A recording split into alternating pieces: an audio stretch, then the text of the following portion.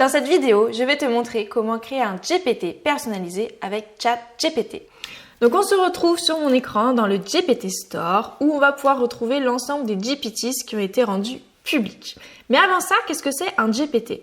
Un GPT, c'est tout simplement un assistant IA qui a été entraîné pour réaliser une tâche précise. Ça peut être la rédaction d'emails, la création de contenu ou donner des idées de recettes pour la semaine. Bref, les possibilités sont infinies.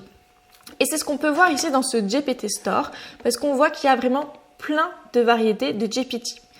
Comment faire pour trouver le GPT qui nous convient? On peut soit regarder donc dans les grandes thématiques qui sont ici, donc les plus populaires, la rédaction, productivité, etc.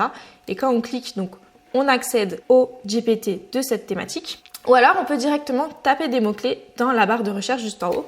Donc là, si par exemple je mets assistant SEO, eh bien je vais me retrouver avec la liste de tous les GPT qui correspondent donc à ces mots-clés. Donc je vais cliquer sur le premier et là donc on va avoir accès à la fiche technique du GPT. Donc on va retrouver sa photo de profil, son titre, le nom de son créateur et une courte description qui indique ce dont le GPT est capable.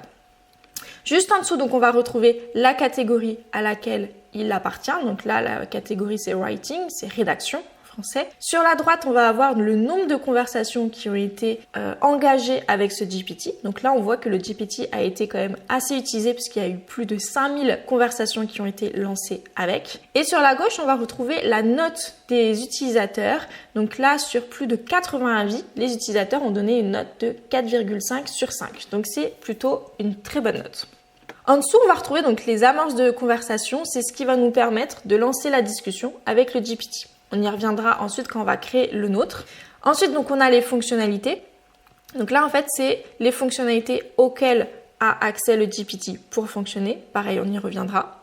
Et en dessous, donc, on a le détail des évaluations qui ont été données. Ensuite, on voit donc les différents GPT qui ont pu être créés par ce créateur. Donc là, en l'occurrence, on voit que le créateur en a créé qu'un seul. Et ensuite, donc, on va pouvoir démarrer le chat avec ce GPT. Faisons le test. Donc voilà, donc là tout de suite, on a une fenêtre de conversation qui a été ouverte avec ce GPT. Et comme je vous le disais, donc on a cette amorce de conversation. Donc là, si on clique dessus, ça lance la conversation donc avec le GPT qui va nous poser des questions. Donc là, c'est un agent qui est spécialisé donc dans les articles SEO. Donc il va nous demander, donc bon là c'est en anglais, on peut lui demander de nous répondre en français, hein, bien évidemment. Mais là, donc il va nous demander les mots-clés sur lesquels on veut se positionner pour notre article optimisé, le titre, le ton, à qui on s'adresse et quel est l'objectif de l'article. Donc là, ce que vous pouvez voir, l'avantage du GPT, c'est que ça nous évite de rédiger des prompts à rallonge. Là, il est déjà formé en fait pour réaliser la tâche pour laquelle on l'a entraîné. Et en fait, ça nous permet vraiment de lui donner le strict minimum quand on a besoin de lui et d'éviter de réécrire à chaque fois tout le prompt.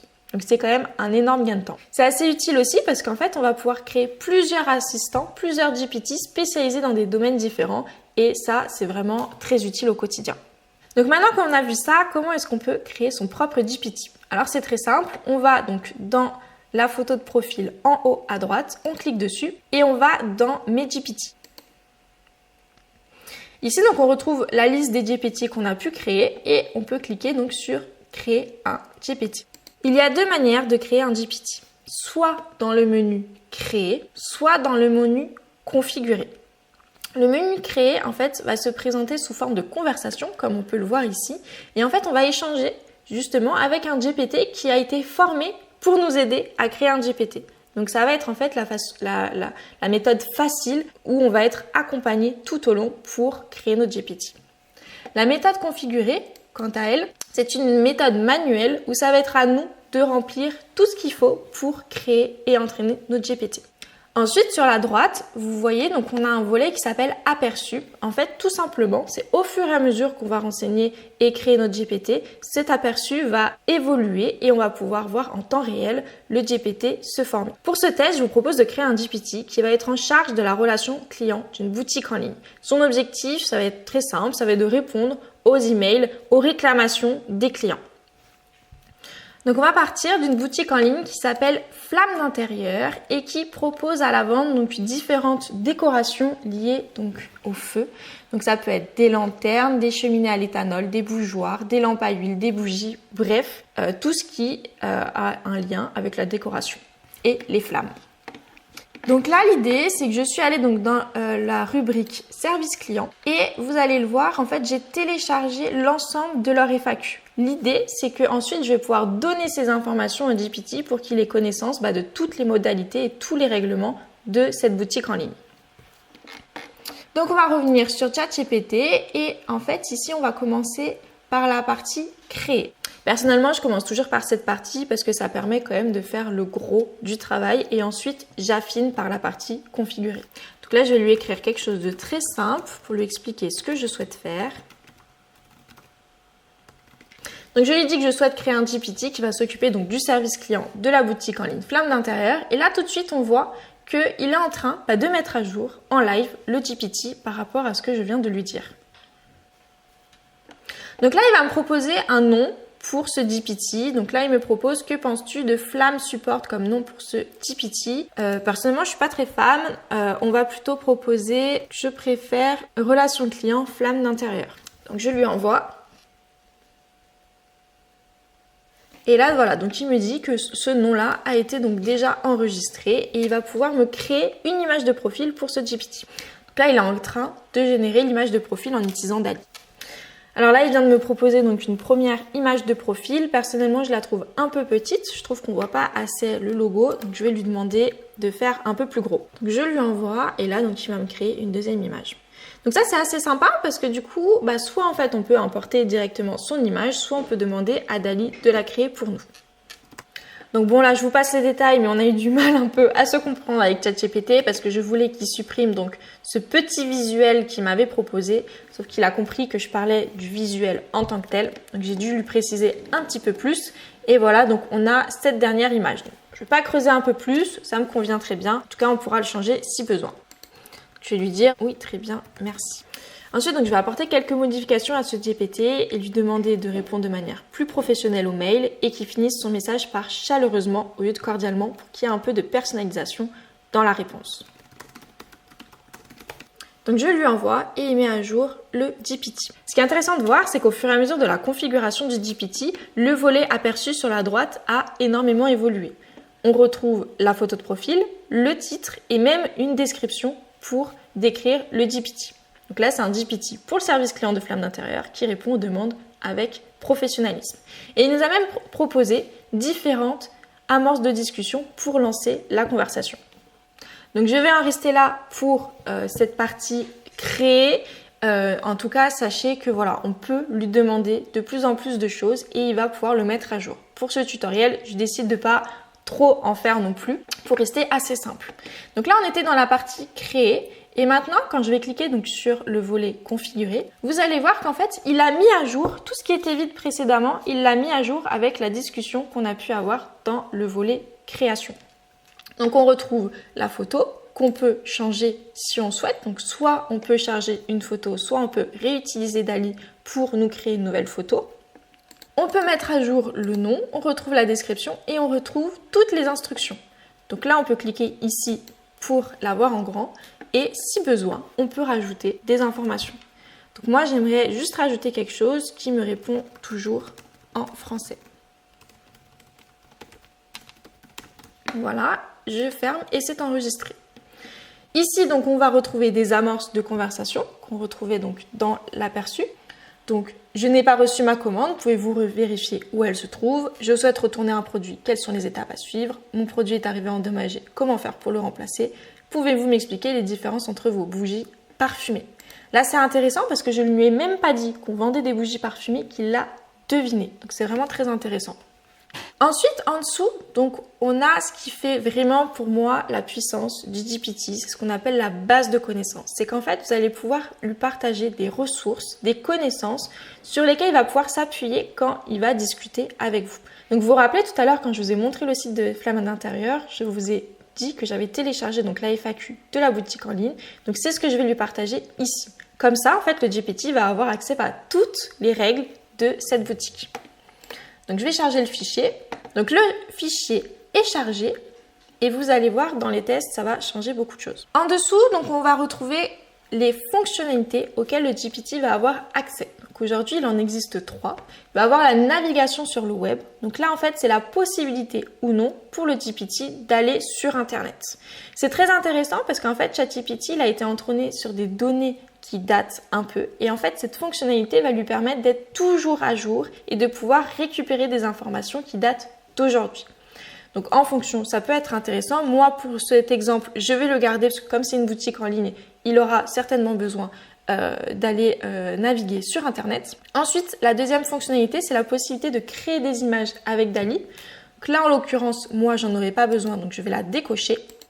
Et la troisième fonctionnalité, donc c'est l'interpréteur de code et analyse de données. Donc là, c'est la possibilité pour le GPT de rédiger du code et d'analyser des données un peu plus en profondeur. Donc si par exemple, je lui partageais un Excel avec les ventes de la boutique en ligne, il serait en mesure de les analyser et d'en retirer des informations. Pour cet exemple, j'en ai pas besoin, donc je vais le garder décoché. En dessous, on retrouve ce qu'on appelle les actions. Les actions, c'est vraiment une fonctionnalité avancée de la création de GPT.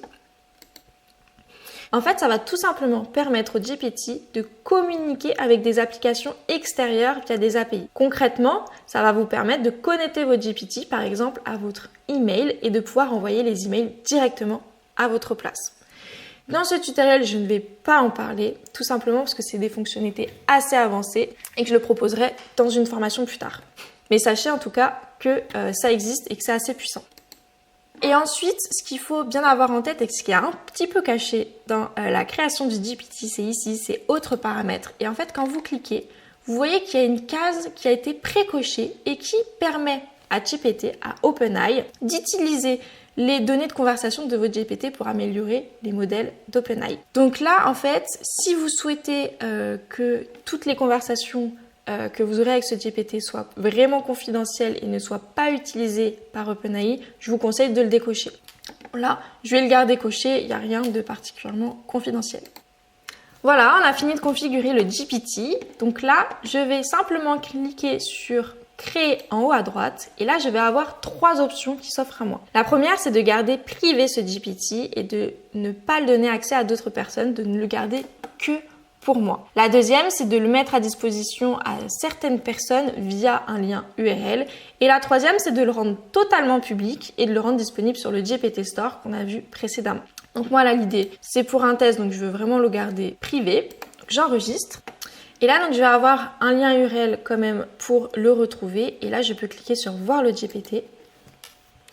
Et je vais avoir donc une fenêtre de conversation qui va s'ouvrir sur mon GPT. Donc je vous propose de le tester. Donc je vais lui envoyer un mail très simple où je lui dis que je ne suis pas satisfaite de mon produit et que j'aimerais le renvoyer et je lui demande si c'est possible. Donc là, il me répond, il dit « Bonjour Louise, je suis désolée d'apprendre que vous n'êtes pas satisfaite de votre produit. Chez Flamme d'Intérieur, vous avez la possibilité de retourner ou d'échanger un article dans un délai de 30 jours à compter de la réception de votre commande. » Donc là, rappelez-vous, dans les configurations, je ne lui ai jamais dit qu'il y avait ce délai de 30 jours. Hormis dans la base de connaissances, donc avec l'ensemble de la FAQ. Donc en fait, il va vraiment se baser sur ces informations pour pouvoir répondre. Et c'est là où c'est vraiment puissant parce qu'on va pouvoir lui donner toutes les informations sur notre entreprise pour qu'il en ait connaissance. Donc là, je vais faire un test avec un deuxième email sur un autre sujet où donc il y a un numéro de commande et en fait, il y a un problème d'adresse de livraison. Donc là, le GPT, il répond vraiment de manière très professionnelle. Il remercie la personne de l'avoir contacté à propos de sa commande, qu'il est désolé de l'erreur qui a été rencontrée donc avec l'adresse de livraison. Et voilà, il explique que le transporteur a pu rencontrer un problème technique, etc. Et il demande donc à la personne de confirmer à nouveau son adresse pour garantir que la livraison aura bien lieu. Donc là, franchement, c'est vraiment très intéressant parce que comme vous avez pu le voir, j'ai vraiment paramétré de manière très très simple ce GPT et pourtant, il nous fait des résultats vraiment très très bons. Je ne sais pas ce que vous en pensez, n'hésitez pas à me donner vos impressions dans la barre des commentaires, ça m'intéresserait vraiment de connaître votre avis. Donc ensuite, une fois que vous avez créé votre GPT, sachez que quand vous êtes dans la conversation, en haut à gauche, vous pouvez cliquer ici, vous pouvez lancer une nouvelle conversation, avoir le détail du GPT. Donc là, en fait, c'est clairement la fiche technique qu'on a pu voir dans le GPT Store. Donc on voit que automatiquement, ça s'est mis dans la catégorie productivité. On a lancé une seule conversation, ce qui est vrai. on retrouve les amorces de conversation et les fonctionnalités auxquelles il a accès. Ensuite, je peux cliquer ici sur modifier le GPT et là, je reviendrai en fait sur l'espace de configuration du GPT. Je peux le masquer dans la barre latérale parce qu'effectivement, sur le côté, en fait, je vais retrouver l'ensemble des GPT que j'ai créés. Donc, ça me permet de les avoir à disposition très facilement en un clic. Donc là, je peux décider de le masquer ou non. Ensuite, je peux examiner le GPT. Donc là, concrètement, si je clique dessus, c'est tout simplement lui laisser une note de 1 à 5. Bon là, ça n'a pas forcément d'intérêt parce que c'est un GPT qui est privé, mais en tout cas, c'est intéressant pour un GPT public. Et enfin, je vais pouvoir partager ce GPT, même si au départ, j'avais configuré pour qu'il soit privé. Donc si je clique dessus, donc je vais avoir accès au lien pour partager ce GPT. Donc là, en fait, je peux finalement le rendre accessible en ligne et je peux le partager sur LinkedIn, Facebook, Reddit ou sur X. Il y a aussi un autre moyen donc pour retrouver son GPT, c'est de retourner donc dans son profil, de cliquer sur Mes GPT et là, on retrouve la liste de tous les GPT qu'on a pu créer au fur et à mesure. Qu'on peut soit le supprimer, soit directement donc le modifier et on revient donc à l'onglet de configuration qu'on a vu précédemment. C'est tout pour ce tutoriel, j'espère qu'il t'a plu. Si c'est le cas, n'hésite pas à mettre un petit like en dessous de cette vidéo et à mettre ce que tu en as pensé dans les commentaires. Si tu souhaites personnaliser encore plus ton compte avec ChatGPT, je t'invite également à regarder ma vidéo sur les Custom Instructions qui va vraiment te permettre de personnaliser tes conversations avec ChatGPT sur un autre niveau. Si tu as créé ton GPT, n'hésite pas à le mettre dans les commentaires, ça me ferait vraiment très plaisir de savoir ce que tu as pu faire avec cette vidéo. Et n'hésite pas non plus si tu as des questions à les mettre en commentaire, j'y répondrai avec grand plaisir. On se retrouve dans la prochaine vidéo. Salut!